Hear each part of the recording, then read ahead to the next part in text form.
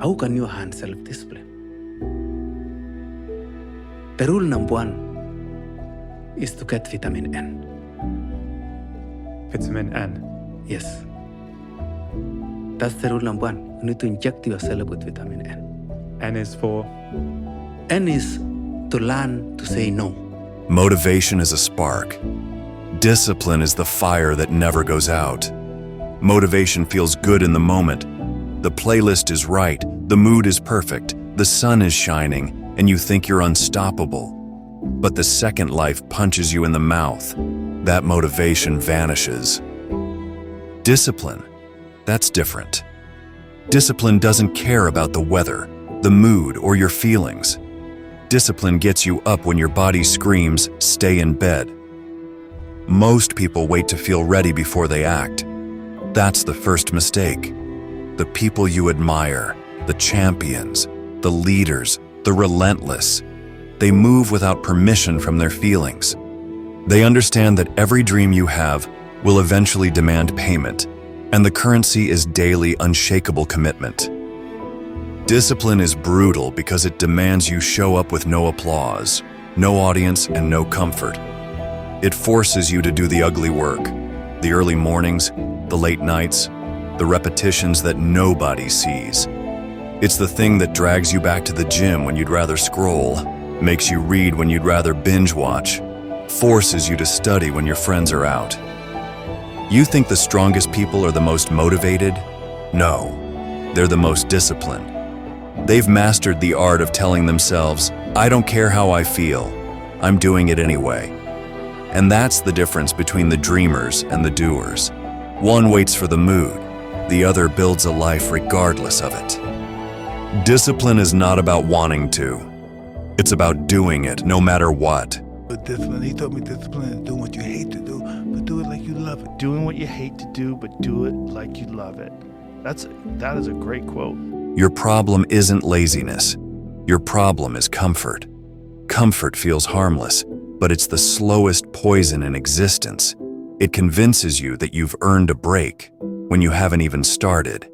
It whispers, "Take it easy, you deserve it," when the truth is, you deserve nothing you haven't worked for. Every time you hit snooze, every time you skip the workout, every time you push off that task for later, you are worshiping comfort. And comfort doesn't just make you soft, it makes you fragile. Because the moment life gets hard, you'll shatter. Discipline is the antidote. Discipline says, "I don't care how cozy this bed feels, I don't care how tired I am, I move now." It's the mental override switch that forces you to act against your own feelings. That's where growth lives, in the friction, in the grind. In the moments your body says stop, but your will says keep going. Stop telling yourself you'll change when you feel like it. You'll never feel like it.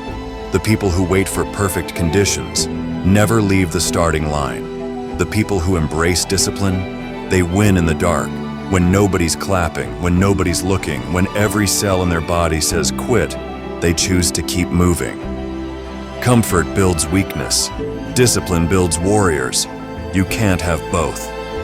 Every time you choose discipline over comfort, you build a version of yourself that your future self will thank you for. Discipline is a lifestyle, not a mood. Discipline isn't something you turn on when you feel motivated. Discipline is the backbone of your life.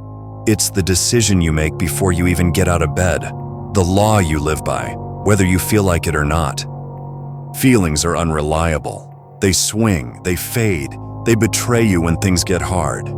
But discipline is steady. Discipline says, we move, regardless of mood, regardless of comfort, regardless of how hard this feels. If you only act when you feel like it, you'll spend your life chasing a moving target. Winners act on principle, not preference. They've made the decision ahead of time. I will train, I will work, I will push. Always. That's why you'll see disciplined people doing the work in silence, long before the applause.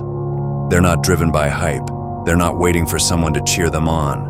They're following their own orders, like a soldier who obeys without hesitation. You don't get discipline from your parents, from your grandparents, from your older brothers and sisters. You don't get discipline from an external source.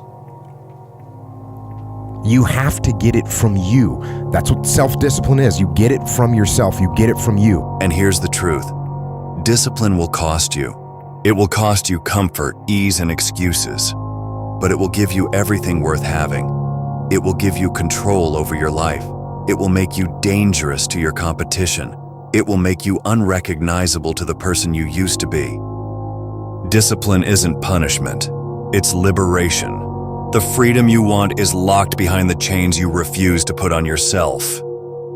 This is your line in the sand. You either decide to live under discipline or you decide to live under regret. There is no middle ground.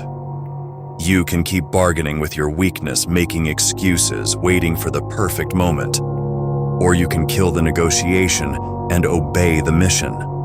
Discipline is not the enemy, it's the weapon. And if you wield it long enough, it will carve the life you've been pretending to want. Because when you strip away all the noise, all the fake motivation, all the empty words, it's not about how much you want it. It's about how much you're willing to do for it. Every single day. So the next time you think about skipping, quitting, or taking the easy way out, nobody is coming. Nobody owes you anything. And in this life, you either execute or you evaporate. So the next time you think about skipping, quitting, or taking the easy way out, remember this. Nobody is coming. Nobody owes you anything. And in this life, you either execute or you evaporate.